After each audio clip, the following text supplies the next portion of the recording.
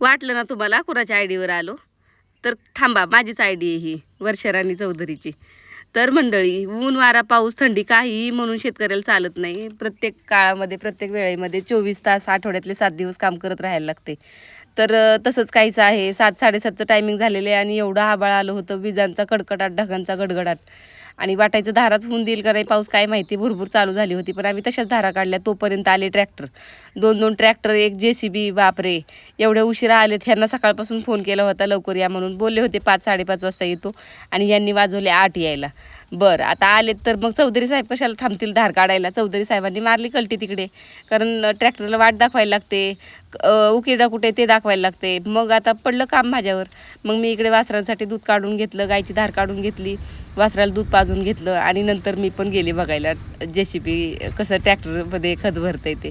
तसं बघितलेलं आहे बरं का मी, पण आज नवीनच बघितलं आहे असं नाही. पण जाऊन उभी राहिली तिथं, बरं असतं एकाला दुसरं उभं राहिलेलं. चौधरी साहेब शेतात जात होते ट्रॅक्टरबरोबर आणि मी तिथं उभी होती. जसं हे काम इमानदारीने करतात. गावातली JCB आपली, पाहुणे रावळेचे आहेत सगळेजण. तर 2 ट्रॅक्टर घेऊन आले होते. यांचं तर मला कमालच वाटली JCBवाल्यांची. दिवसभर सकाळपासून चालू आहे म्हणले, जेवणाला सुद्धा सुट्टी नाही घेतली. जेवायला एक जण गेला तर दुसरा येऊन बसतोय JCB चालवायला. तर असं तसं ही यांचा एवढा सीझन असतो चालवायचा. आणि 2 ट्रॅक्टर आणल्यामुळे ना पटापट एकदम खत भरायचा झाला.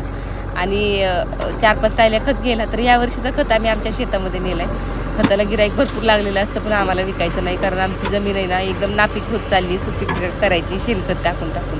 मागच्या वर्षीचा खत थोडी पैशाची चणचण झाली होती म्हणून आम्ही विकून टाकला होता. पण यावर्षी नाही, यावर्षी ठरवलं आपला शेणखत आपण रानातच नेऊन टाकायचा.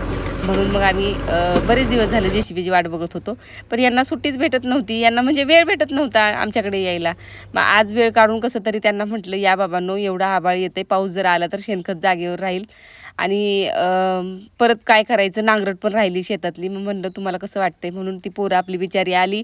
आणि बिचारे नाही, हुशार आहेत जाम, धंदा करतात म्हणजे हे हुशारच असतात. तर ते आले आणि त्यांनी 10 वाजेपर्यंत उकिरडा उचलून दुसरीकडे उकिरड्यासाठी आम्हाला खड्डा करून दिला.